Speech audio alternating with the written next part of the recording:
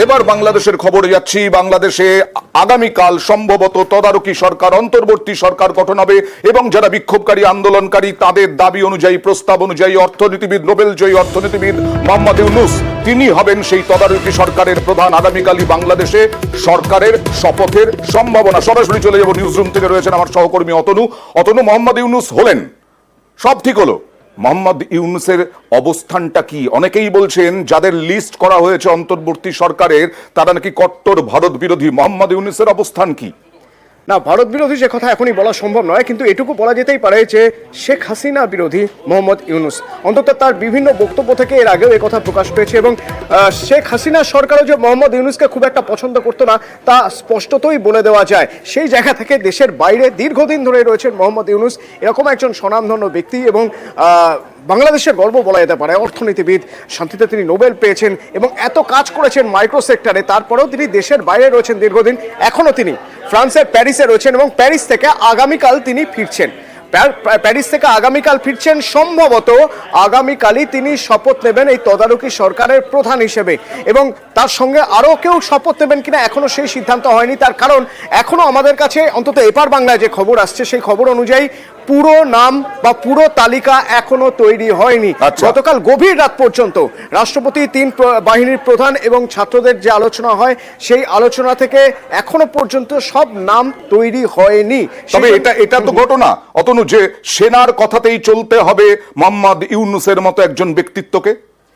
শুরুতে হয়তো সেটা হবে, তবে একটা সময়ের পরে সেটা হবে না, সেটা মোহাম্মদ ইউনূস প্রথমেই ক্লিয়ার করে দিয়েছেন। তার কারণ মোহাম্মদ ইউনূসের গতকালের বক্তব্য যদি আমরা এখন একবার শোনাতে পারি, যেখানে তিনি বারবার বলছেন বা বোঝানোর চেষ্টা করছেন যে বাংলাদেশের মানুষ সেনা শাসন মেনে নেবে না।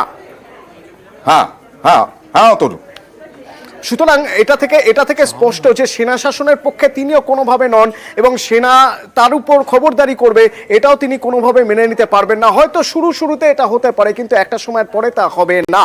কারণ মোহাম্মদ ইউনূস সেই বক্তব্য এর আগেই রেখেছেন যে সেনা শাসন বাংলাদেশের মানুষ মানবে না। তিনি নিজের উপরে রাখেননি, তিনি দেশের মানুষের উপরে রেখেছেন, দেশের মানুষ চায় না। শেখ হাসিনা বিরোধী কিন্তু ভারত বিরোধী কিনা তা এখনই বলা সম্ভব না, এবং পদক্ষেপগুলো কি করেন সেদিকে খেয়াল রাখতে হবে। ইউনূস কি বলেছিলেন আমরা যদি দেখাতে পারি দেখাবো, না হলে ছাত্র নেতা 6ই আগস্ট তিনি কি বলেছিলেন দেখাবো। আমরা প্রাথমিকভাবে আমাদের অন্তর্বর্তীকালীন সরকারের জন্য সরকারের প্রধান উপদেষ্টা হিসেবে সর্বজন গ্রহণযোগ্য নোবেল পুরস্কার বিজয়ী আন্তর্জাতিক খ্যাতিসম্পন্ন ব্যক্তিত্ব ডক্টর মোহাম্মদ ইউনূস এর নাম প্রস্তাব করেছিলাম, এবং আজকে মহামান্য রাষ্ট্রপতিও সম্মতি দিয়েছেন ডক্টর মোহাম্মদ ইউনূসকে প্রধান করেই অন্তর্বর্তীকালীন সরকার দ্রুত সময়ের মধ্যে গঠন করা হবে। আর এই যে আমার সহকর্মী অতনু বলছিলেন যে তিনি সেনা শাসনে থাকতে রাজি নন, সেনার উপর ভরসা করে থাকতে রাজি নন। বাংলাদেশের মানুষ সেনা শাসন মেনে নেবেন না। তদারকি সরকারের প্রধান হিসেবে শপথ নেওয়ার আগে তিনি কি বললেন তার অবস্থান দেখুন। Army rule is always bad, always destroys whatever you got. It's never welcome to anybody. So we will be very vocal if the army continues. এই মুহূর্তে সরাসরি আবার চলে যাব নিউজ রুমে প্রতিনিধি অতনুর কাছে। অতনু, বাংলাদেশের পরিস্থিতি কি এই মুহূর্তে জানতে চাইবো, আপডেট কি আছে? বাংলাদেশের বেশ কিছু ডিস্টার্বিং ছবি আমরা গত সোমবার থেকে দেখে আসছি। তবে রাজনৈতিক পরিস্থিতি যদি বলতে হয় তাহলে একটা বিষয় খুব স্পষ্ট যে এই মুহূর্তে অনেকটা অ্যাডভান্টেজ সিচুয়েশনে বিএনপি। কারণ যে দাবিগুলো ছিল তার মধ্যে একটা দাবি ছিল খালেদা জিয়ার মুক্তি, এবং খালেদা জিয়া পেরালে ছিলেন। তার কারণ তিনি দীর্ঘদিন ধরে অসুস্থ। যেহেতু তিনি অসুস্থ, সুতরাং তার ছেলে অর্থাৎ তারেক রহমান অ্যাক্টিং চেয়ারম্যান হিসেবে বিএনপির কাজ করছিলেন, কিন্তু তিনিও দেশে থাকতে পারেননি। তার কারণ দেশে থাকলে তার বিরুদ্ধে অভিযোগ ছিল তিনি শেখ হাসিনাকে মারার চক্রান্ত করেছেন, তাই তাকে বিদেশেই থাকতে হতো। দেশে থাকলেই তিনি গ্রেপ্তার হয়ে যেতেন। এখনো তিনি বিদেশেই রয়েছেন, কিন্তু আমাদের কাছে নয়াপল্টনগঞ্জের একটা খবর আসছে। নয়াপল্টনগঞ্জে এই মুহূর্তে একটা বড় সমাবেশ হচ্ছে বিএনপির, যেখানে এই তারেক রহমান তিনি ভার্চুয়ালি থাকবেন, তিনি সেখানে বক্তব্য পেশ করবেন, যা অত্যন্ত গুরুত্বপূর্ণ এই মুহূর্তে বাংলাদেশের পরিস্থিতিতে। কারণ তারিখ তো ইতিমধ্যেই রওনা দিয়েছেন হয়তো, এবং বাংলাদেশে পৌঁছেও যাবেন, আজকেই হয়তো পৌঁছে যাবেন। আর যা দেখা যাচ্ছে এখানে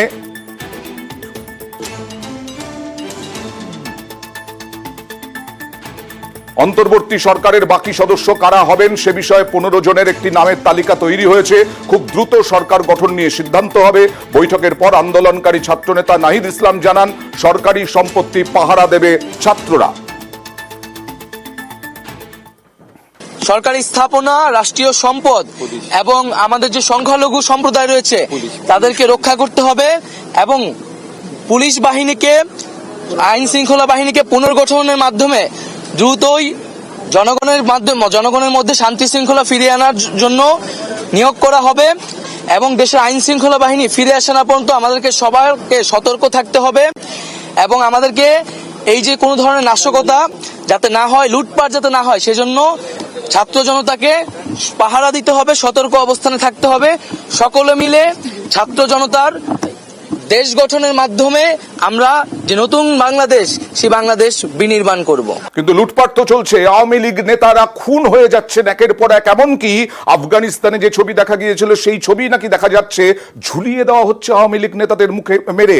অতনু, এই পরিস্থিতিতে শেখ হাসিনা তিনি তো চলে গেলেন দেশ ছেড়ে, তিনি এখন দেশেই আশ্রয় নিয়েছেন। এদেশে কবে, কোথায়, কিভাবে যেতে পারবেন, কি সিদ্ধান্ত এখনো পর্যন্ত, কি অবস্থান? অত্যন্ত গুরুত্বপূর্ণ একটা জায়গা এবং এখানে মনে রাখতে হবে ভারতের অবস্থান কি, সেই দিকেই সবাই নজর রেখেছে। কারণ ভারতের অবস্থানের উপর নির্ভর করছে তিনি আমাদের দেশে কতক্ষণ থাকতে পারবেন। তবে এমনই লুটপাটের কথা বলছিল অয়ন্ত, আমি দুটো লাইন অ্যাড করে দিতে চাই। ঢাকার বিভিন্ন জায়গা থেকে এখনো পর্যন্ত লুটপাট এবং ছিনতাইয়ের খবর আসছে এবং কুষ্টিয়ার কারাগার থেকে জেল পালিয়েছে 40 থেকে 50 জন বন্দী। এই মুহূর্তের আপডেট খবর আমরা জানতে পারছি। আর শেখ হাসিনার কথা বলছিল অয়ন, শেখ হাসিনা আমেরিকায় যেতে পারবেন না, শেখ হাসিনাকে ব্রিটেন এই মুহূর্তে যেতে দিচ্ছে না, তাহলে শেখ হাসিনা যাবেন কোথায়? সেই সিদ্ধান্ত শেখ হাসিনার উপর ছেড়েছে ভারত। ভারত আপাতত সেফ হাউসে রেখেছে, কিন্তু কতদিন রাখবে সেটা এখনো পর্যন্ত বলা যাচ্ছে না। একটা বন্ধুত্বপূর্ণ সম্পর্ক পড়শি দেশ, সেই পড়শি দেশের সদ্য প্রাক্তন রাষ্ট্রপ্রধান তিনি রয়েছেন। যা জানা যাচ্ছে ইউরোপের কোনো দেশে তিনি যেতে চান এবং সেখানে তিনি খুব দ্রুতই হয়তো চলে যাবেন, হয়তো 24 ঘন্টার মধ্যে সিদ্ধান্ত নিতে পারবেন। ফিনল্যান্ডের নাম শোনা যাচ্ছে এখনো পর্যন্ত। একেবারে এর আগেও শোনা গেছিল ফিনল্যান্ডের নাম, সুইজারল্যান্ডের নাম, ব্রিটেন না করে দিয়েছে, আমেরিকাও না করে দিয়েছে। পড়শি দেশের অবস্থা নিয়ে বরাবরই সোচ্চার হয়েছেন, পথে নেমেছেন। তার সঙ্গে যিনি তিনি হচ্ছেন আজমেরি হক বাঁধন, বাংলাদেশের অভিনেতা। তার সঙ্গে আমরা কথা বলেছিলাম। তিনি বলেছেন বিশৃঙ্খলার ভুয়ো খবর ছড়ানো হচ্ছে, বাংলাদেশের সাম্প্রদায়িক সম্প্রীতি অটুটি থাকবে। গত 15 বছরে তিনি এমন একটা সিস্টেম তৈরি করেছেন যেখানে তার লোকরাই রয়ে গেছে, সেটা সামরিক বাহিনীতে হোক, সেটা আমাদের মাননীয় প্রেসিডেন্ট হোক, মাননীয় স্পিকার হোক, প্রত্যেকটা মানুষই কিন্তু আসলে তারপরে কথা বলেছে। এবং আমাদের কাছে এটা খুবই সন্দেহজনক যে কেন সামরিক বাহিনী কিংবা পুলিশ এই সরকার পলায়ন যখন করেছেন তখন কেন আইন শৃঙ্খলা রক্ষা করার জন্য তারা মাঠে নামেনি। এখানে কি তাদের অন্য কোনো প্ল্যান ছিল কিনা যে এই ধরনের নাশকতা করে তারা এটা দেখাতে চায় কিনা উনি যখন থাকছেন না তখন নৈরাজ্য আরো তৈরি হচ্ছে। সেটাকে একেবারে ভেঙে গুড়িয়ে ভেস্তে দিয়েছে আমাদের ছাত্র জনতা। গণভবনে যেই লুটপাট হয়েছে সেই মালামাল ফেরত দিয়ে যাচ্ছে মানুষ, গণভবন পরিষ্কার করা হয়েছে, সংসদ ভবন পরিষ্কার করা হয়েছে, রাস্তাঘাট পরিষ্কার করছে, ট্রাফিক কন্ট্রোল করছে। আর অবশ্যই আমাদের এখানে সাম্প্রদায়িক একটা সম্প্রীতি থাকবে। আমি বিশ্বাস করি, বাংলাদেশের মানুষ বিশ্বাস করে, যারা বাংলাদেশে জন্মেছে বাংলাদেশটা তাদের সবার, আমরা সবাই বাংলাদেশি। আমি এইরকম একটা রাষ্ট্র ব্যবস্থা দেখতে চাই যে রাষ্ট্র ব্যবস্থায় আসলে কোনো রকমের বৈষম্য থাকবে না এবং এই ছাত্রদের স্পিরিটটা যদি আমরা কাজে লাগাতে পারি, তারাই পরবর্তীতে আমাদের লিডার হবে, তারাই আমাদের আসলে পথ প্রদর্শক। আমরা তাদের সাথে আছি এবং সাথে থাকবো।